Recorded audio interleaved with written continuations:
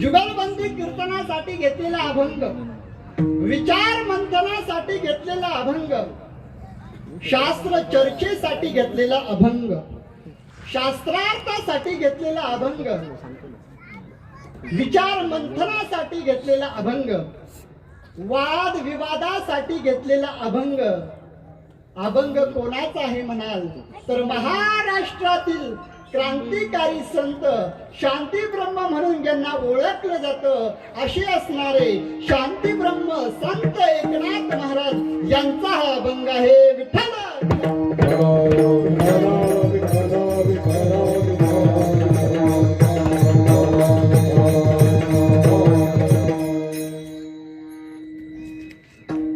बायको सुखसुविधाशिवाय संसार करू शकते, बायको पैशाशिवाय संसार करू शकते, बायको घरादाराशिवाय संसार करू शकते, बायको पिझ्झा बर्गर शिवाय संसार करू शकते, बायको मॅचिंग मेकअप शिवाय संसार करू शकते, पण बायको भांडणाशिवाय संसार करू शकत. बरोबर की नाही मंडळी? सर्वांनी मोठ्यावर सांगा, बरोबर की मंडळी? अभंग जुगलबंदी कीर्तनासाठी, नवरा बायकोच्या भांडणासाठी अभंग संत एकनाथ महाराजांचा घेतलेला आहे. आणि आजच्या अभंगाद्वारे आपण जुगलबंदी करणार आहोत आणि अभंगही सोडवणार आहोत. विठ्ठल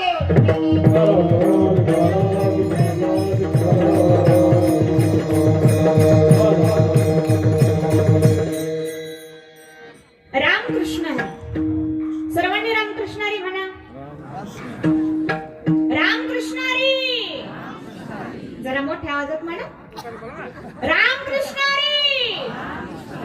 हा, असा आवाज पाहिजे. आज या ठिकाणी मुख्यमंत्री समृद्ध पंचायत राज अभियान अंतर्गत कैलासवासी आसराबाई भिकाजी पाटील मलिक, कैलासवासी भिकाजी रामजी पाटील मलिक, कैलासवासी कचरू रामजी पाटील मलिक यांच्या स्मरणार्थ हा या ठिकाणी कार्यक्रम आयोजित केलेला आहे. त्याचप्रमाणे या कार्यक्रमामध्ये नेत्र तपासणी, आरोग्य तपासणी, कीर्तन रूपी सेवा, त्याचप्रमाणे गरुड अकॅडमी तर्फे विद्यार्थ्यांसाठी मार्गदर्शन सोहळा, त्याचप्रमाणे शेतकरी मार्गदर्शन सोहळा असे विविध कार्यक्रम या ठिकाणी आयोजित केलेले आहेत. आणि ज्यांनी या कार्यक्रमाचं आयोजन केलेले आहे असे असणारे आमचे सामाजिक कार्यकर्ते सचिन भाऊ मलिक, त्यांच्यासाठी सर्वांनी एकदा जोरदार टाळ्या वाजवा. खूप सुंदर असा कार्यक्रम त्यांनी या ठिकाणी आयोजित केलेला आहे. आणि विशेष म्हणजे आज 31 आहे आणि 31 बरेचसे कार्यकर्ते बऱ्याचशा तरुण मित्रमंडळांना कोणत्या मार्गाला घेऊन जातात हे माझ्यापेक्षा तुम्हाला जास्त माहिती आहे. पण या ठिकाणी हा कार्यकर्ता अत्यंत सुसंस्कारित असून सुशिक्षित आहे. असा कार्यकर्ता आपल्याला लाभला हे आपलं भाग्य आहे. मी तर भगवंताला प्रार्थना करेल की असा कार्यकर्ता पुढच्या वेळेस आमच्या भागात जन्माला येऊ दे. आणि खरोखर समाजासाठी झटणारा कार्यकर्ता आहे, रात्रंदिवस मेहनत घेणारा आहे. एवढेच नाही, आमच्या वेरूळला सुद्धा श्री जनार्दन स्वामींच्या आश्रमामध्ये सुद्धा दर आठवड्याला सपरिवार ते सेवा करण्यासाठी येतात. स्वतः हातात खरटा घेतात, स्वतः विकत घेतात, दर आठवड्याला परत सेवा झाल्यानंतर तिथंच सोडून येतात.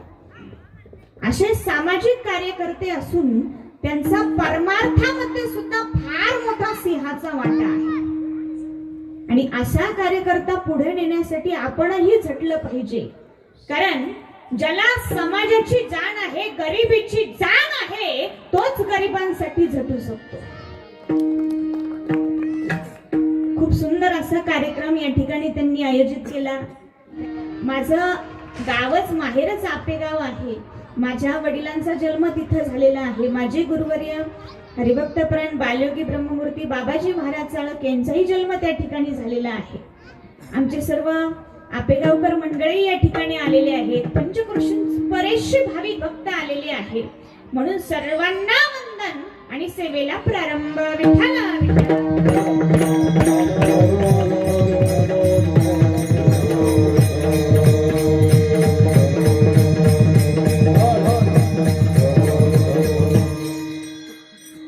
संत एकनाथ महाराजांचा अभंग घेतला की नाही? सर्वांनी सांगा मोठ्याने, घेतला की नाही? मोठ्याने बोला, घेतला की नाही? घेतला. अभंग जुगलबंदीसाठी घेतला. आणि महाराज म्हणाले की बायको भांडणाशिवाय संसारच करू शकत नाही. बायको भांडणाशिवाय संसारच करू शकत नाही. एकदा काय झालं, हे महाराज माझ्या माहेराला निघाले, म्हणजे यांच्या सासूरवाडीला निघाले. यांच्या मित्रांनी यांना विचारलं, का रे कुठे निघाला? हे म्हणाले, सासूरवाडीला. मित्र म्हणाला, अरे मेहुणे चेष्टा करतील, तिथं गेल्यानंतर जास्त बोलायचं नाही, तेवढ्या पुरतं फक्त हो नाही हो नाही हो नाही एवढंच म्हणायचं, जास्त बोलायचंच नाही. हे महाराज म्हणाले, ठीक आहे. गेले सासूरवाडीला. दारातच अंगणामध्ये माझे वडील बसलेले होते. वडील आलेले साक्षीला. माझे वडील दारातच बसलेले होते. माझे वडील म्हणाले, राम राम जावई बापू, राम राम. हे म्हणाले, राम राम राम राम राम राम. यांच्या लक्षात आलं, मित्राने सांगितलंय जास्त बोलायचं नाही, तेवढ्या पुरतं हो नाही एवढंच बोलायचं. मग माझे वडील म्हणाले, काय जावई बापू आले का? कस काय, बरं चाललं का? हे म्हणाले, नाही. मग कुणी आजारी वगैरे आहे की काय? हे म्हणाले, हो. मग कोणी म्हातारा बितारा आजारी का? हे महाराज म्हणाले, नाही. माझे वडील म्हणाले, मग तरुण तुम्ही तर इथंच, मग माझी मुलगीचा आजार आहे का काय? हे महाराज म्हणाले, हो. माझे वडील म्हणाले, मग आम्ही भेटायला जाऊ का? हे महाराज म्हणाले, नाही. माझे वडील म्हणाले, मग तुम्ही काय सगळी अंतयात्रा सुरकून आली की काय? हे महाराज म्हणाले, हो. माझे वडील तर चक्कर एवढंच बेशुद्ध पडले. मी घाई माझ्या भावाला फोन केला, अरे दादा, तुझे जिजू तिथं आलेले, काही चेष्टा करतील, काही पराक्रम करतील, लक्ष ठेव.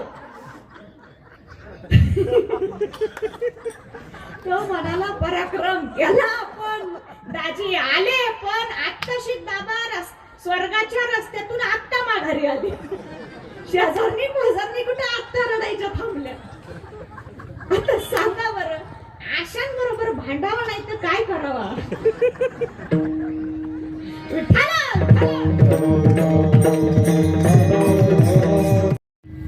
मला सांगा, भांडण एकटा व्यक्ती करू शकतो का? करू शकतो का? भांडण्यासाठी कमीत कमी 2 किंवा 2 पेक्षा अधिक माणसं असावे लागतात. बायको भांडते, नवरा काय भांडतच नाही का? नवरा म्हणतो का, मी नाही भांडणार, असं म्हणतो का? हो, शास्त्रज्ञांनी शोध लावलाय की 75% नवरे अगोदर भांडण सुरू करतात, मग बायका भांडायला लागतात. पण सुरुवात तर नवरेच करतात ना.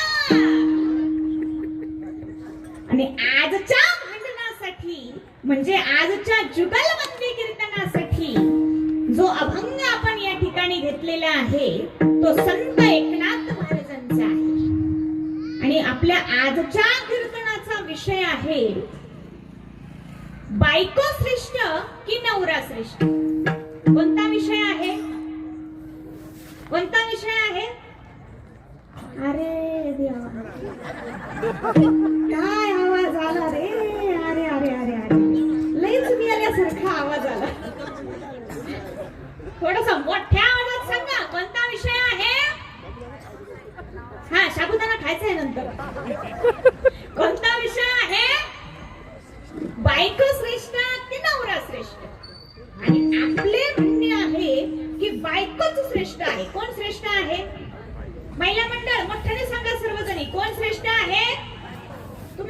मालकीची आहे ना?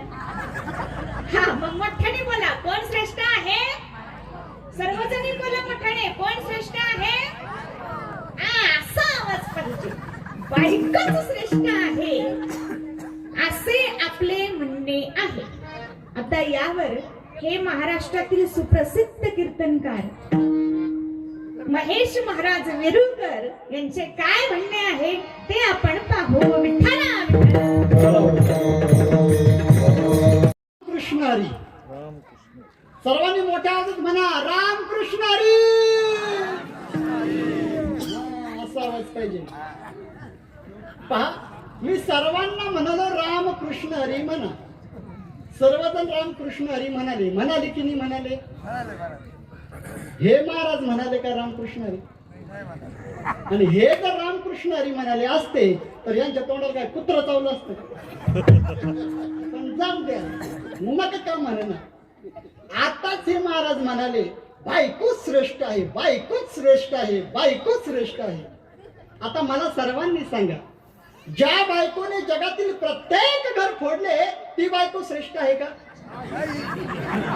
ज्या बायकोने भावात भांडण लावले ती बायको श्रेष्ठ आहे का? ज्या बायकोने आई वडिलातून मुलगा वेगळा केला ती बायको श्रेष्ठ आहे का? अहो, ज्या बायकोने गल्लीत किंमतच ठेवली नाही ती बायको श्रेष्ठ आहे का? या सर्वातून ही वेगळी निघाली आणि वेगळी निघून नवऱ्याच्या मागं एकच टुमणं लावते, एकच टुमणं लावते, एकच टुमणं लावते. काय टुमणं लावते? मला वेगळं निघायचं, मला वेगळं निघायचं, मला वेगळं निघायचं, मला वेगळं निघायचं. सांगते तुम्हा वेगळं निघा, सांगते तुम्हा वेगळं निघा, सांगते तुम्हा वेगळं निघा, सांगते तुम्हा वेगळं निघा.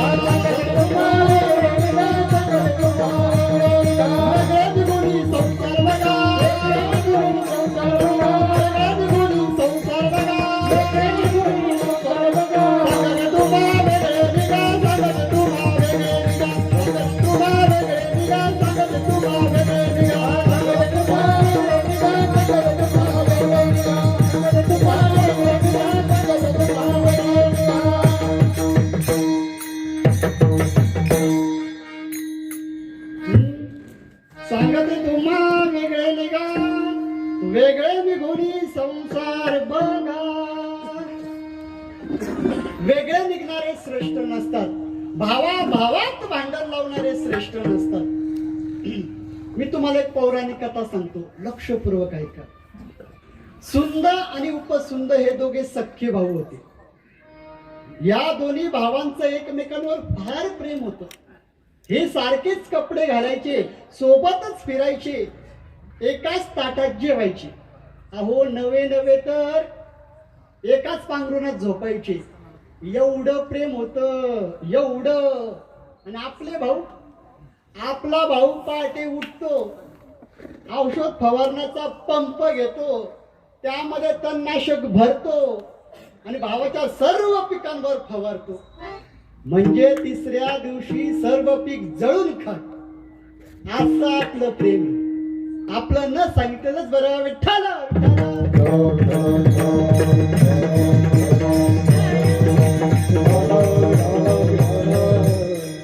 या दोन्ही भावांचं एकमेकांवर फार प्रेम होतं. यांनी ब्रह्मदेवाची तपश्चर्या केली. ब्रह्मदेव प्रसन्न झाले. ब्रह्मदेव म्हणाले, वरमगृही, तुम्ही वरदान मागा. सुंद आणि उपसुंद म्हणाले, आम्हाला अमर करा. ब्रह्मदेव म्हणाले, अरे वेड्यांनो, या सृष्टीमध्ये अमर कोणीच नाही, तुम्ही तुमचा मृत्यू मागा. मग काय, यांनी यांचा मृत्यू मागितला. आमचा मृत्यू आमच्या एकमेकांच्याच हातून हो. कारण यांना माहिती होतं आपलं कधीच भांडण होणार नाही आणि आपल्याला मृत्यू सुद्धा येणार नाही. ब्रह्मदेवाने वरदान दिला आणि ब्रह्मदेव निघून गेले. इकडे यांनी सृष्टीला त्रास द्यायला सुरुवात केली. सगळी सृष्टी त्रस्त झाली. आणि पुढे सृष्टी त्रस्त झाली. एक दिवस हे चालू लागले. चालत असताना एक सुंदर स्त्री आली आणि सुंदर स्त्री पाहिल्यानंतर हे एकमेकाला म्हणू लागले, ही तुला बायको शोभेल, उपसुंद म्हणाला ही तुला बायको शोभेल. सुंद म्हणाला ही तुला बायको शोभेल. उपसुंद म्हणाला ही तुला बायको शोभेल. बघा एवढं प्रेम होतं त्यांचं. आणि आपला भाऊ असतं तर आपला भाऊ म्हणाला असतं ही माझी बायको. तो म्हणाला असतं ही माझी बायको. हा म्हणाला असतं ही माझी बायको. तो म्हणाला असतं ही माझी बायको. आपलं न सांगितलेलंच बरं. विठ्ठल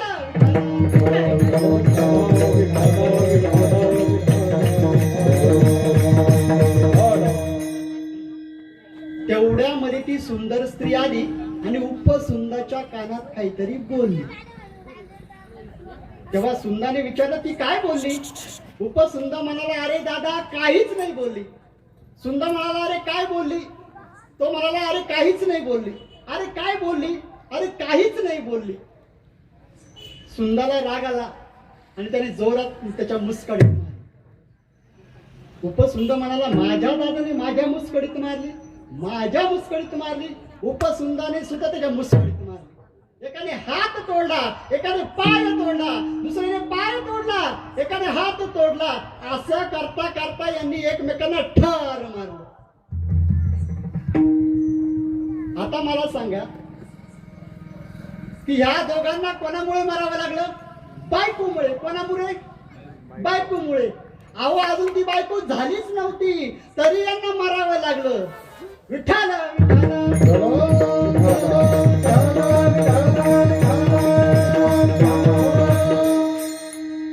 महाराज बायकांचं असंच असतं.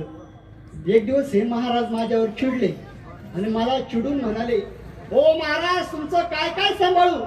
तुमचं घर सांभाळू का तुमचं दार सांभाळू का पाहुणे रावळे सांभाळू का जेवण सांभाळू का किराणा सांभाळू का लग्न कार्य सांभाळू का तुमचे आईबाप सांभाळू. नेमकं काय काय सांभाळू. मी म्हणलो महाराज तुम्ही काही सांभाळू नका. तुम्ही फक्त तुमचं तोंड सांभाळा. बाकी सर्व मी सांभाळतो. विठ्ठल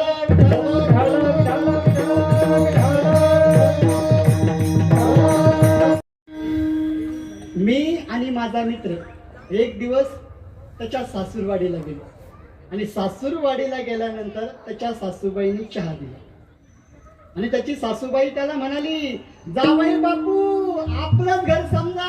आपलंच घर समजा. मग काय याची चहा पिणं झाल्यानंतर हे चहा आणि कपशी घेतली आणि कपशी घेऊन खरकट्या भांड्यावर जाऊन बसला. लागलं ना भांडे घासायला. तेव्हा मला कळलं आपलं घर समजा. आपलं घर समजा. आपलं घर समजा. म्हणजे हे घरी भांडे घासत आणि भांडे घासायला कोण लावते. बायको. आणि अशी भांडे घासायला लावणारी बायको श्रेष्ठ आहे का. सर्वांनी सांगा अशी भांडे घासायला लावणारी बायको श्रेष्ठ आहे का. नाही तर नवराच श्रेष्ठ आहे. कोण श्रेष्ठ आहे. नवरा कसा श्रेष्ठ आहे ते तुम्हाला एका कथेत सांगतो. विठ्ठल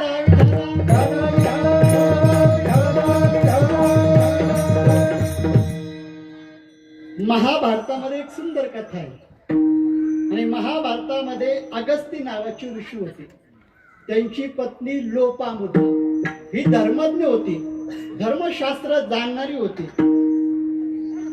पतिव्रता होती. एक दिवस या लोपामुद्राला एका दैत्याने अपहरण केले. तिला कारागृहामध्ये टाकली आणि तो मंत्रिमंडळाला म्हणाला बघू अगस्त्य ऋषी आपल्या पत्नीसाठी काय करतात ते. कारण माझ्या राज्यात येणं एवढं सोपं नाही. माझ्या राज्यात आल्यानंतर त्याला मरणाला मुकावं लागतं. बघू अगस्त्य ऋषी काय करतात ते. इकडे अगस्त्य ऋषीने हा प्रसंग कळाला. अगस्त्य ऋषीने आपल्या तपोबलाने त्या नगरामध्ये प्रवेश केला. त्या राक्षसाला मारून टाकले आणि त्या ठिकाणी त्याच्या राज्याचा नायनाट केला आणि आपल्या पत्नीची सोडवणूक केली. आता मला सर्वांनी सांगा ज्या दोन भावांना बायको मुळे मरावं लागलं ती बायको श्रेष्ठ आहे का. ज्या नवऱ्याने प्राणाची बाजी लावून आपल्या पत्नीला सोडून आणले तो नवरा श्रेष्ठ आहे. कोण श्रेष्ठ आहे. नवरा श्रेष्ठ आहे. विठ्ठल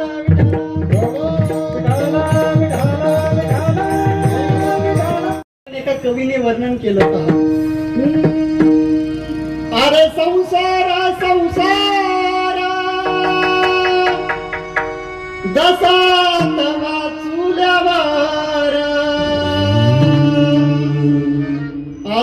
दुधाला चटके मग मिळते भाकर. अरे संसार संसार जसं कबशीच घर. बशी बशे आरामशीर कप फिर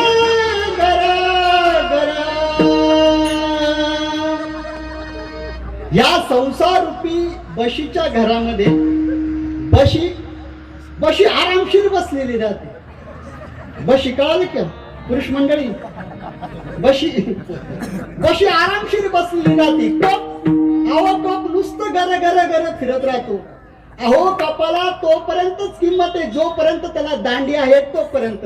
एकदा का कपाची दांडी तुटली की तो कप बेकामी होऊन जातो महाराज. असे किती संसारामध्ये कप आहे. हे बघ कपाची दांडी तुटली की त्याचं एकच काम राहतं. अचानक घरी पाहुणे आले आणि पाहुणे आल्यानंतर जर साखर नसली किंवा दूध नसलं की तेव्हा शेजाऱ्यांकडून उसणं आणण्यासाठी काय नेतात? कप. इकडं साखर संपली निघाला शेजारणीकडे. रवा संपला निघाला शेजारणीकडे. अहो कप. मी पण कपच सांगते कप कप. पुरुष मंडळी बशीला काही टेन्शन आहे का? बशी नुसतं आरामशीर बसलेली राहते. बशी नुसतं ऑर्डर देत राहते. बशीला काही लाईट बिलाचं टेन्शन आहे का?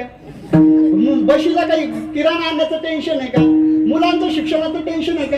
नाही. बशी नुसतं ऑर्डर देत राहते. किराणा संपला आणा, रवा संपला आणा, दही संपलं आणा, भाजी आणा, त्यानंतर कपडे आणा, टीव्ही आणा, मोबाईल आणा, गाडी आणा, घर आणा. असं पहा. एकदा आणा आणा आणा करता करता माणूस केव्हा का न होतो त्याचं त्यालाच कळत नाही. पण आमच्या संतांनी सांगितलं बायको काय? वासना बायको शेजारी ना झगडा घाली अति दारुणा. वासना बायको शेजारी ना झगडा घाली अति दारुणा. तिच्या पायी नागवला, तिच्या पायी नागवला घर बुडविशी. वासना बायको शेजारी ना झगडा घाली अति दारुणा. म्हणून ही वासना रूपी बायको ही मोठी बायको हातामध्ये मुसळ घेते. कोणतं मुसळ घेते? इच्छा रूपी मुसळ घेते, आशा रूपी मुसळ घेते, स्वार्थ रूपी मुसळ हातात घेते, आकांक्षा रूपी मुसळ हातात घेते आणि आपल्या नवऱ्याच्या मागे लागते. हेच संत एकनाथ महाराज अभंगाच्या प्रथम चरणामध्ये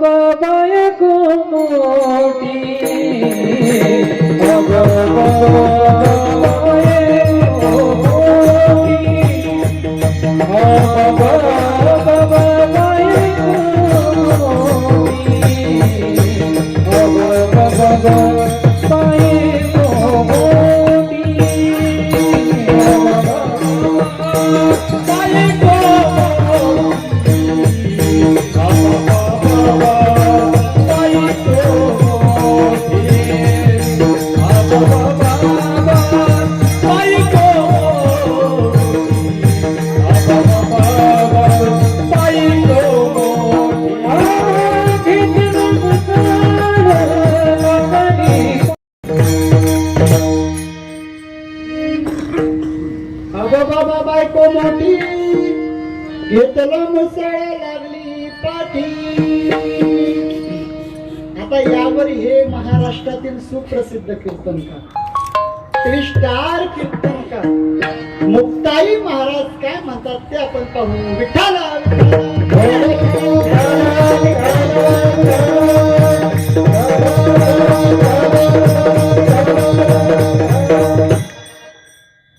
रामकृष्ण हरी.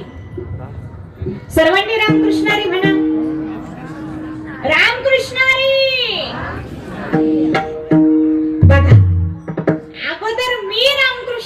म्हणाले नव्हते त्यावेळेस हे महाराज मला म्हणाले, मी जर रामकृष्ण हरी म्हणाले असते तर माझ्या तोंडाला काय कुत्र चावलं असतं का? आणि आता जर हे रामकृष्ण हरी म्हणाले असते तर ह्यांच्या तोंडाला काय खेकडा चावला असता का? पण जाऊ द्या, जगाचं असंच असतं, नाव ठेवी लोकाला शिंबूड आपल्या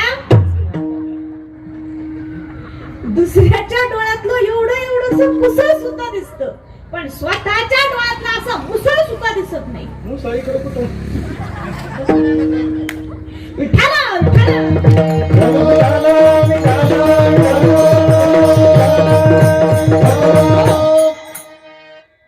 असं आत्ताच महाराजांनी सुंदर उपसुंदाचे उदाहरण सांगून पटवून दिले की बायको श्रेष्ठ नाही.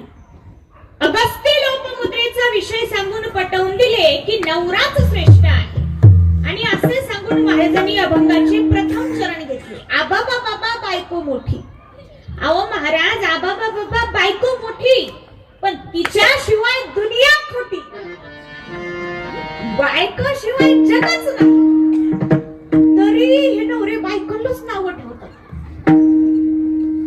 मौत का तो सिर्फ नाम बदनाम है, मौत का तो सिर्फ नाम बदनाम है, वरना असली तकलीफ तो जिंदगी देती है. बीवी का भी सिर्फ नाम बदनाम है, बीवी का भी सिर्फ नाम बदनाम है, वरना तकलीफ में असली साथ तो सिर्फ बीवी ही देती है.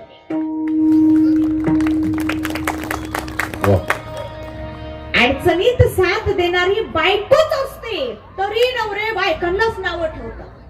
बायकांना शिव्या देणार, बायकांना शाप देणार, बायकांना शिव्या देणार, बायकांना शाप देणार. बरं, ते विनाकारण शाप देणार. विनाकारण कोणी शाप दिला सांगते. अगोदर टाळी वाजवून भजन करा. विठ्ठला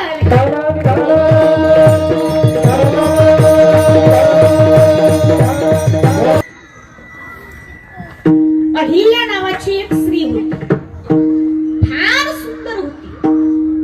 सर्व देवदेवतांना ती फार आवडायची. काही काही व्यक्ती मुळातच सुंदर असतात, काही काही जण बरं सुंदर दिसण्याचा प्रयत्न करतात, सुंदर दिसण्यासाठी फॅशन करतात. अहो, तरुण तरुणी फॅशन करतील यात नवल नाही, काही काही म्हाताऱ्या सुद्धा फॅशन करतात. ती फॅशन लावली तर या म्हाताऱ्यानेच माग केली. बरोबर आहे ना? काजळच लावतील, लिपस्टिकच लावतील, आपल्या फराकीच काय घालतील, केसच काय काळे करतील. फॅशन करू नये या मताची मी मुळीच नाही. बदलत्या जमान्यानुसार माणसाने बदललं पाहिजे, फॅशन केली पाहिजे, पण त्या फॅशनलाही काहीतरी लिमिट असलं पाहिजे. आजकालची दुनिया ही फॅशनच्या नावाखाली पार नागवी होत चाललेली आहे. एका गीतकारानं फार सुंदर गीत लिहिलेलं आहे.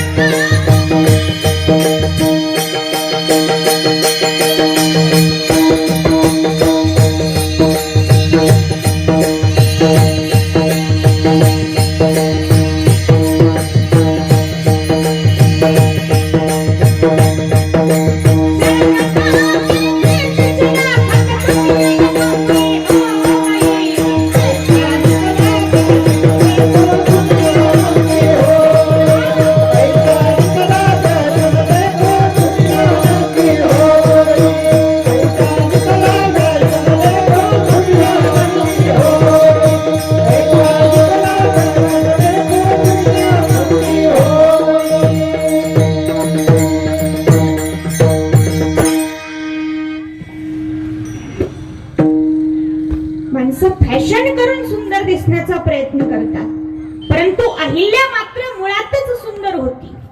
सर्व देवदेवता म्हणू लागले, अहिल्या मला बायको म्हणून द्या, अहिल्या मला बायको म्हणून द्या, अहिल्या मला बायको म्हणून द्या. अलीकडे अशीच परिस्थिती निर्माण झालेली आहे. जो तो म्हणतो मला बायको द्या, मला बायको द्या, मला बायको द्या, मला बायको द्या. अहो, एका गावामध्ये 40 मुलं बिना लग्नाची, 40 वय झालेले, बायकोच मिळाला. बसली बोबडं. यांना तर मी बायको म्हणून मिळाले म्हणून बरं आहे, नाही तर हे पण बसले असते बोबडं. अहो, यांना मी पसंत केला म्हणून बरं आहे, नाही तर यांचं तर लय अवघड झाला. कोण कोणाला पास केला असेल काय माहिती.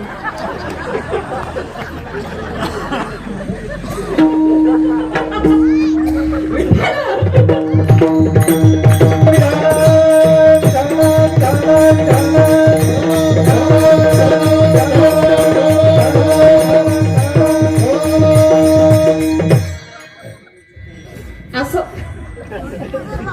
तो विषय सोडून दे.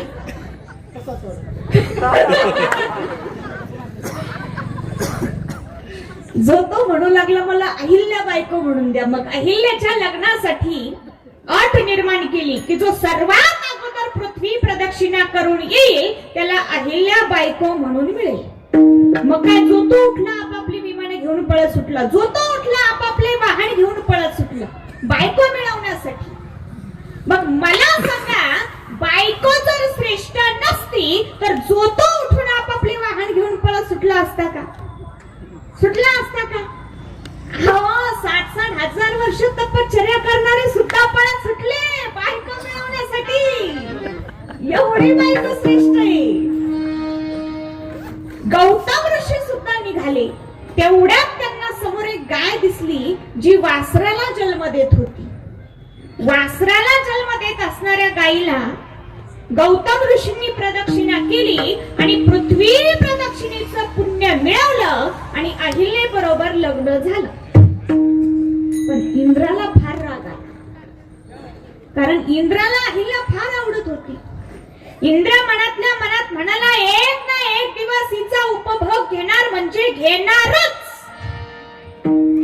एक दिवस गौतम ऋषी नदीवर स्नानाला गेलेले असताना इंद्र गौतम ऋषीचे रूप धारण करून अहिल्याच्या पर्णकुटीत घुसला, दुष्कर्म केले आणि तेवढ्यात गौतम ऋषी आले. गौतम ऋषीला पाहताच इंद्र इकडे तिकडे पळू लागला.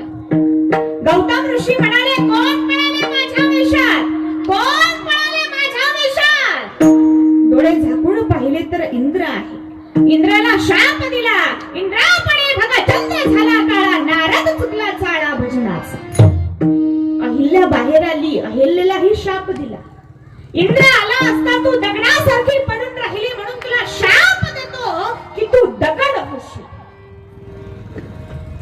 आता मला सांगा, त्या अहिल्याची काही चूक होती का? होती का? तुम्ही म्हणाल तिला ओळखू आलं नाही का, हा इंद्र आहे म्हणून?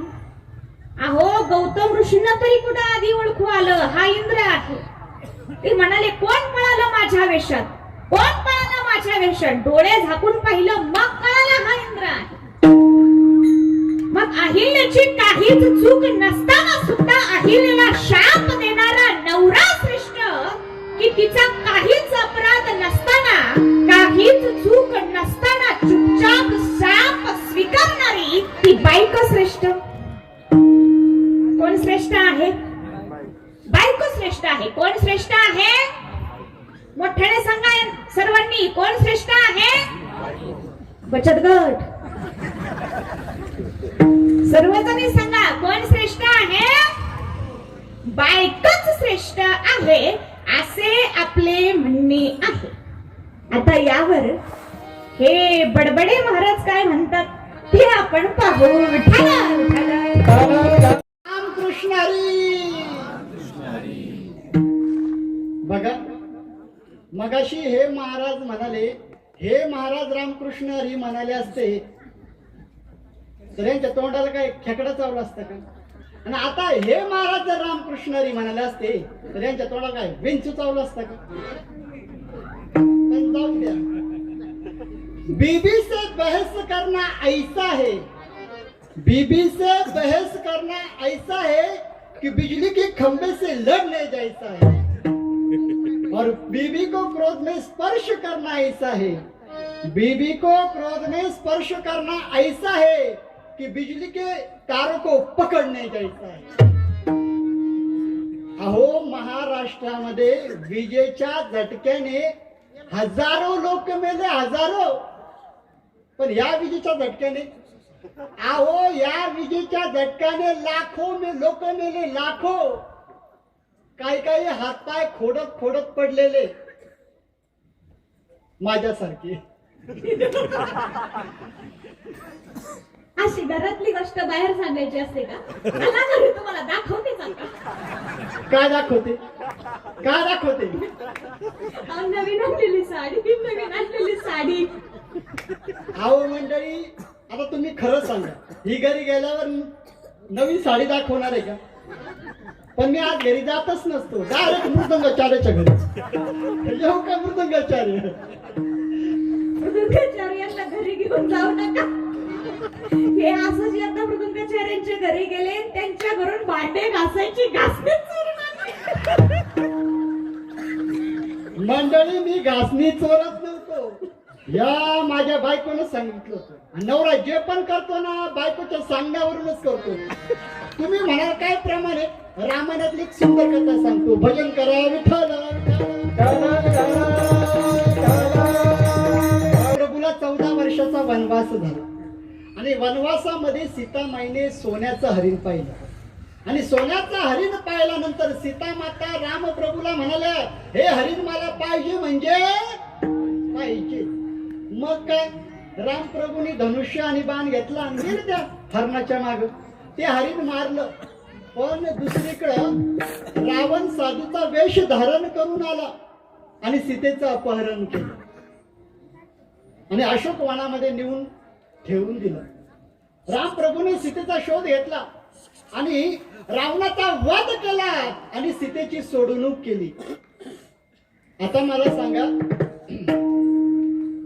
सोन्याचं हरिण नसतं हे माहिती असून सुद्धा सोन्याचं हरिण सीते मातेने मागितलं, ही सीतेची चूक. पण सीतेची इच्छा पूर्ण करण्यासाठी रामप्रभूला भयंकर त्रास झाला. अहो अहो, नाही तर नवऱ्याला पत्नीची इच्छा पूर्ण करण्यासाठी, बायकोची इच्छा पूर्ण करण्यासाठी भयंकर त्रास होतो. अहो, त्याला प्राणाची बाजी सुद्धा द्यावी लागते.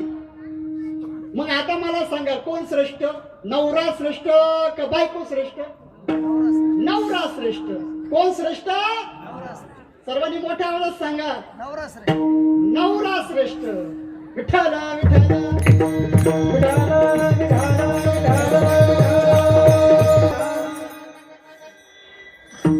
सीता मातेला माहिती होते सोन्याचं हरिण आहे, पण तरी रामप्रभूला म्हणावं लागलं, बायको म्हणजे माया आहे, आणि माया जसं म्हणत तसं जीवाला वागावं लागतं.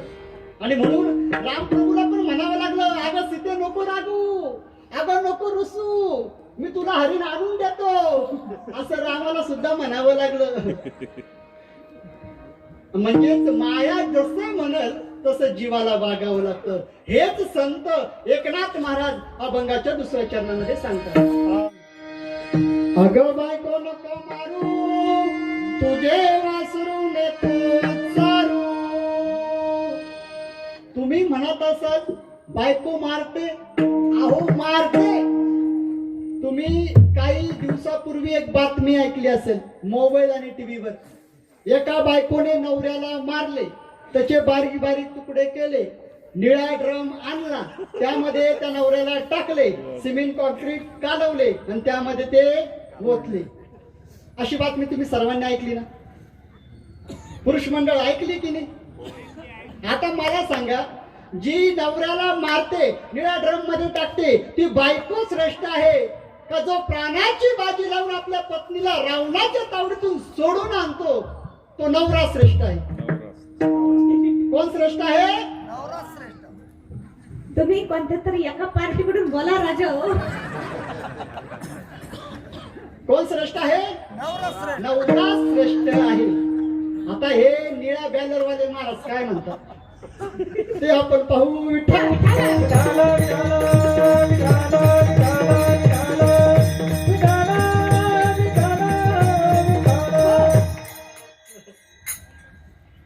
रामकृष्ण हरी.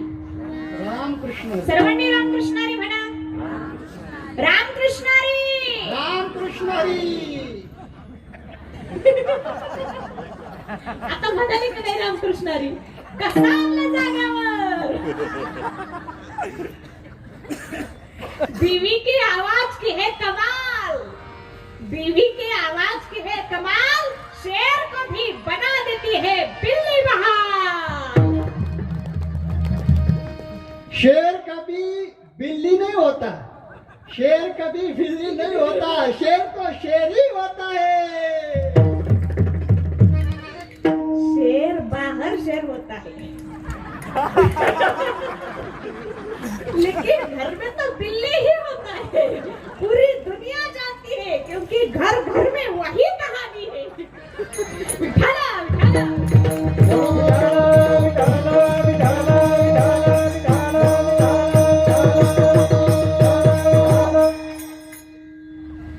असो, आत्ताच आपल्या महाराजांनी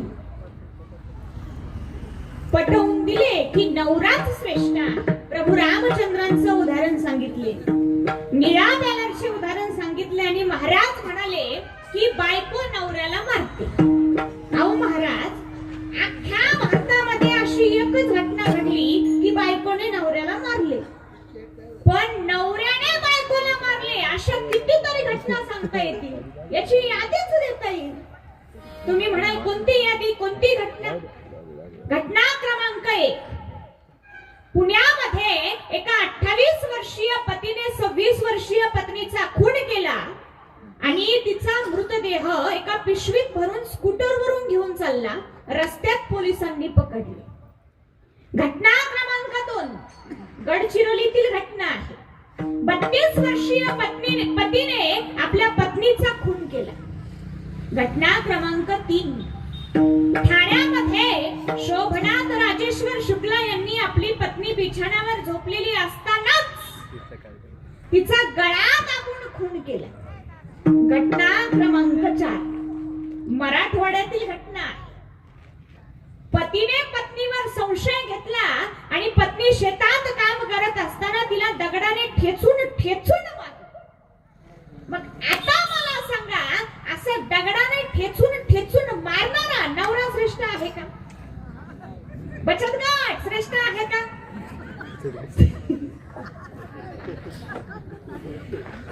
अहो, या सर्व नवऱ्यांनी आपल्या बायकोला जीवे मारले, ठार मारले. आणि आपल्या सती सावित्रीने, अहो आपल्या सती सावित्रीने मेलेला नवरा सुद्धा परत जिवंत केला आणि आपल्या मनाचा मनोरथ पूर्ण केला. आणि हेच आपली पार्टी पक्की. आणि हेच नाथ महाराज सांगतात अभंगाच्या 3ऱ्या चरणात.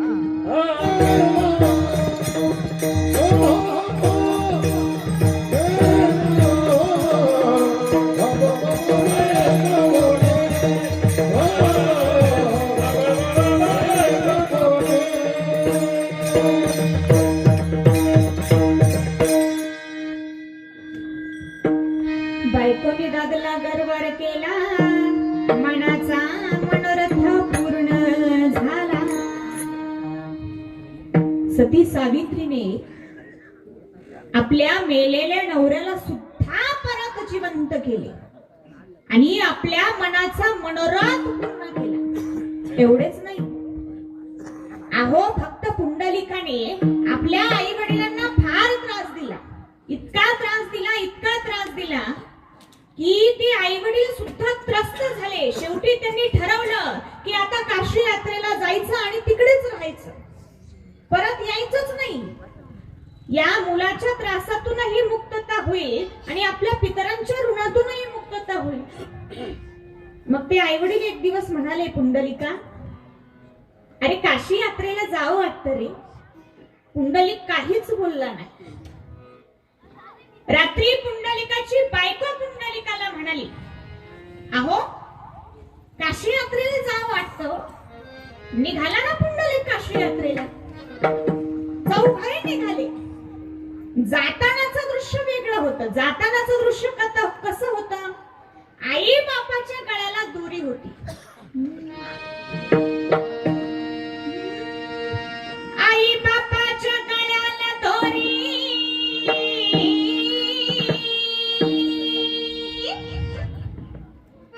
आई बापाच्या गळ्याला दोरी. बाईला खांद्यावरी. आई बापाच्या गळ्याला दोरी. बाईला खांद्यावरी. पुंडलिक काशी यात्रा.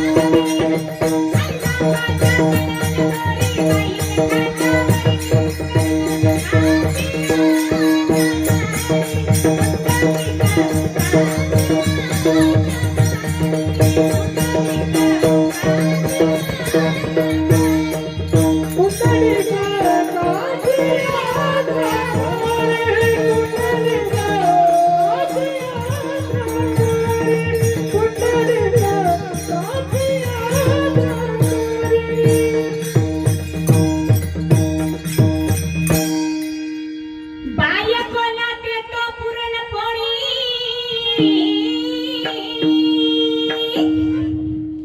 अरे बायकोला देतो पुरणपोळी. आई बापाला भाकरी शिळी. बायकोला देतो पुरणपोळी. आई बापाला भाकरी शिळी. पुंडलिक काशी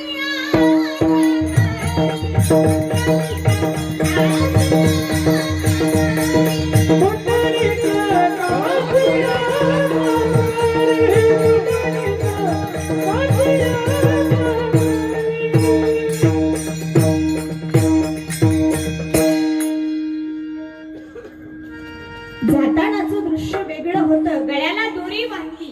पुंडलिक काशी यात्रेला गेला. आता मला सर्वांनी सांगा, पुंडलिकाच्या आई वडिलांना काशी यात्रा कोणामुळे घडली? पुंडलिकामुळे का पुंडलिकाच्या बायकोमुळे?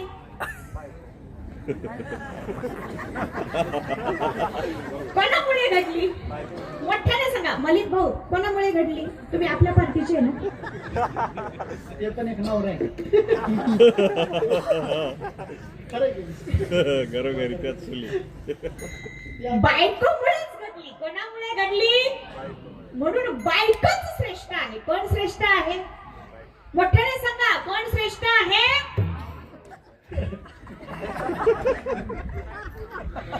बायकोच श्रेष्ठ आहे. विठाला विठाला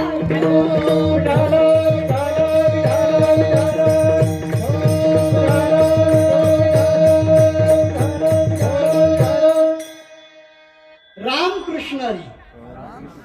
सर्वांनी मोठा आवाज म्हणा, रामकृष्ण हरी. बघा, या महाराजांनी पुराणातील सती सावित्रीचे उदाहरण सांगितले आणि बायको श्रेष्ठ आहे, बायको श्रेष्ठ आहे हे पटवून दिले. तसं पुराण यांनाच माहिती, आपल्याला पुराण माहितीच नाही. उगा लोकांपुढे हुशारकी दाखवायची सवय लागलेली. एकदा ना यांचं कसं झालं माहितीये का? डोक्यात नाही ज्ञान आणि मी विद्यापीठाची शान. डोक्यात नाही ज्ञान, मी विद्यापीठाची शान, आणि डोक्यात नाही शानपणा आणि मला जगद्गुरु म्हणा. बघा जगद्गुरु काय झालं. एक दिवस एक माणूस यांच्याकडे आला आणि यांना म्हणाला, अहो महाराज, अहो महाराज, मला तुम्हाला एक प्रश्न विचारायचा आहे. या महाराज म्हणाले, विचारा. तो माणूस म्हणाला, तुम्ही मोठा झाल्यावर काय बनणार? या म्हणाल्या, नवरी बनणार. अहो तो माणूस म्हणाला, अहो तसं नाही, मला म्हणायचंय तुम्ही मोठं झाल्यावर काय प्राप्त करणार? या मनाला नवरा प्राप्त करणार. बघा तो माणूस म्हणाला अहो तसं नाही, तुम्ही मोठं झाल्यावर तुमच्या आई वडिलांना काय देणार? या मनाला गोंडस नातू देणार. तो माणूस म्हणाला अहो महाराज तसं नाही म्हणायचं, तुम्ही मोठं झाल्यावर तुमचा ध्येय काय? तेव्हा हे महाराज म्हणाले हम दो हमारे दो. बघा ज्ञानाचा पुतळा. नाथ महाराज म्हणतात अशा मूर्ख लोकांचं तोंड सुद्धा पाहू नये. त्याचे न पावे वदन, त्याचे न पावे वदन, त्याचे न पावे वदन, त्याचे न पावे वदन, त्याचे न पावे वदन, त्याचे न पावे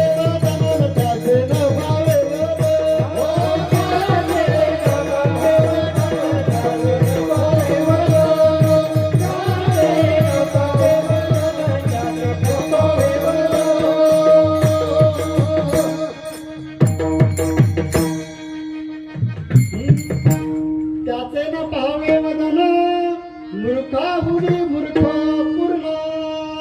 तर अशा मूर्ख लोकांचं तोंड सुद्धा पाहू नये. विठ्ठला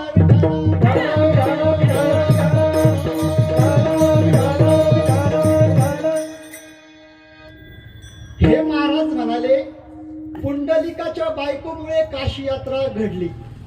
अहो महाराज पुंडलिकामुळे काशी यात्रा घडली ही गोष्ट खरी आहे, पण या पुंडलिकाच्या बायकोने म्हाताऱ्या सासू सासऱ्यांच्या डोक्यावर गाठोडे दिले. गाठोडे. आणि अशी गाठोडे देणारी बायको श्रेष्ठ आहे का? अहो महाराज गाठोडे बायकोने नाही दिले, बायकोने गाठोडे दिले असं कुठे उल्लेख आहे का? आहे का कुठे उल्लेख? गाठोडे बायकोने नाही दिले, पुंडलिकाने दिले. पुंडलिकाने. पुरुष मंडळी हिने जर ते गाठोडे घेतले असते तर हिला काय अर्धांगवायू झाला असता का? बघा जसे काही हेच पुंडलिकाने मीच त्यांची बायको.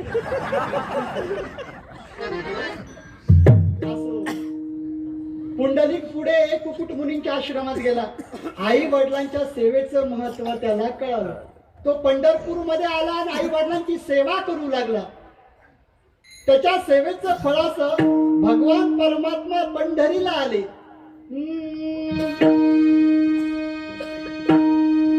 पुंडलिकाच्या भावार्था, पुंडलिकाच्या भावार्था, पुंडलिकाच्या भावार्था, पुंडलिकाच्या भावार्था, पुंडलिकाच्या भावार्था, पुंडलिकाच्या भावार्था,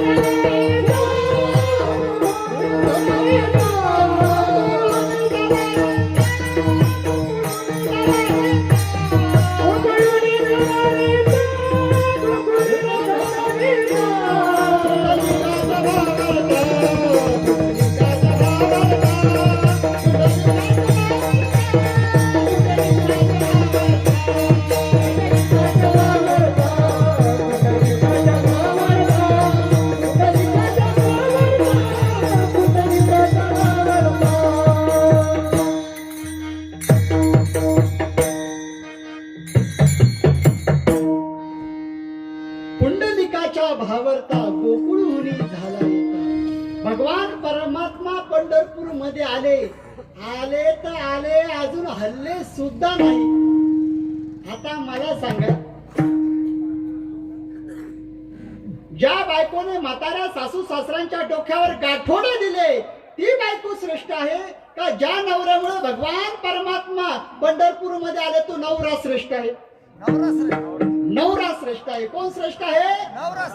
सर्वांनी मोठ्या आवाजात सांगा. या कामावर ऐकू गेलं पाहिजे. कोण श्रेष्ठ आहे? नवरा श्रेष्ठ आहे. विठ्ठल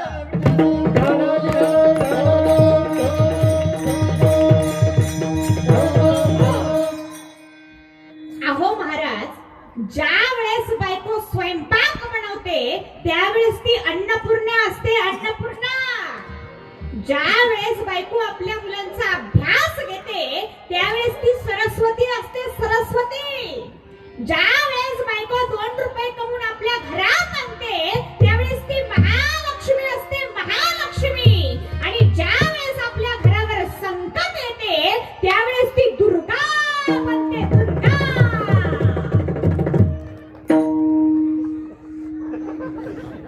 आणि ज्या वेळेस बायको नवऱ्याशी भांडते तेव्हा चांडाळी नसते. चांडाळी. आपलं आपल्या बापाचं जमत नाही कारण कोण? आपलं आपल्या आईचं जमत नाही कारण कोण? आपलं आपल्या भावाचं जमत नाही कारण कोण? आपलं आपल्या बहिणीचं जमत नाही कारण कोण? आणि आपलं आपल्या कुटुंबाचं जमत नाही कारण कोण?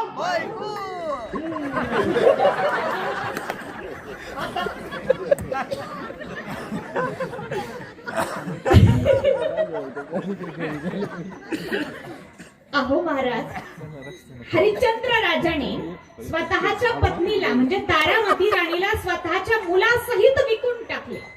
रोहिदासासहित विकून टाकले. आणि तो राजा काशीच्या घाटावर प्रेत जाळण्याचं काम करू लागला. एकुलता एक मुलगा रोहिदास मरण पावला तर त्याचे प्रेत घेऊन तारामती राणी काशीच्या घाटावर आली. तर त्या राजाने स्वतःच्या मुलाला जाळण्यासाठी सुद्धा कर मागितला. कर. पैसे मागितले. मग आता मला सांगा, स्वतःच्या मुलाला जाळण्यासाठी कर मागणारा तो नवरा श्रेष्ठ आहे का? बचत गट श्रेष्ठ आहे का? मोठ्याने बोला, आपली पार्टी पक्की आहे. नवरा श्रेष्ठ आहे का? नाही. मग बायकोच श्रेष्ठ आहे. कोण श्रेष्ठ आहे? मोठ्याने सांगा सर्वजण, यांना ऐकू आलं पाहिजे. कोण श्रेष्ठ आहे? आता सांगतो.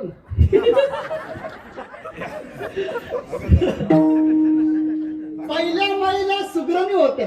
पुरुष मंडळी, पहिल्या महिला सुग्रणी होत्या. कमी मसाला आणि स्वयंपाक चांगला. आणि आताच्या महिला डब्याच्या डबे मसाला आणि चव नाही.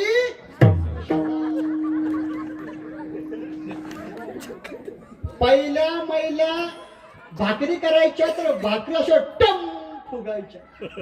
आणि आताच्या भाकरी नाही फुगत, करणारी अशी टम फुगती.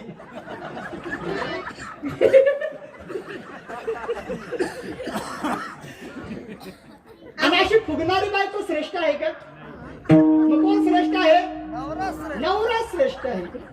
अजून एका मोठ्या आवाजात सांगा, हम भी किसी से कमी. कोण श्रेष्ठ आहे? नवरा श्रेष्ठ आहे. शर्यती राजाने स्वतःच्या मुलीचा म्हणजे सुकन्येचा विवाह जख्खा म्हातारा असणाऱ्या चवन ऋषी बरोबर लावून दिला. मग त्या जख्खा म्हातारा असणाऱ्या चवन ऋषी बरोबर त्या सुकन्येने विवाह केलाच की नाही? संसार केलाच की नाही? मग जख्खा म्हातारा बरोबर संसार करणारी ती बायको श्रेष्ठ नाही का? बायकोच श्रेष्ठ आहे. कोण श्रेष्ठ आहे? मोठ्याने सांगा, कोण श्रेष्ठ आहे? अहो, चवन ऋषींनी अश्विनी कुमारांकडून औषधी आणल्या. ते आणून ते तरुण झाले आणि या सुकन्येला सुख सुविधा युक्त विमान दिले. तिला त्यात बसवले. सर्व सृष्टी भ्रमण केली. असा विमान देणारा नवरा श्रेष्ठ नाही का? सुख सुविधा देणारा नवरा श्रेष्ठ नाही का? मग कोण श्रेष्ठ आहे? नवरा श्रेष्ठ आहे. बघा, चालू द्या. सुकन्येच्या उदाहरणावरून आपल्या लक्षात येते की सुकन्याने जख्खा म्हातारा असणाऱ्या चवन ऋषी बरोबर संसार केला म्हणून ती बायकोच श्रेष्ठ आहे. आणि त्याच चवन ऋषींनी आपल्या पत्नीला सुकन्याला सर्व सुख सुविधा दिल्या म्हणून तो नवरा ही श्रेष्ठ आहे. राम आणि सीतेच्या उदाहरणावरून आपल्याला लक्षात येते की एक पत्नी व्रत धारण करणारा राम म्हणजे नवरा सुद्धा श्रेष्ठ आहे. आणि आपला कुठलाच दोष नसताना सीतेने 14 वर्षाचा वनवास सहन केला, ती सीता सुद्धा श्रेष्ठ आहे.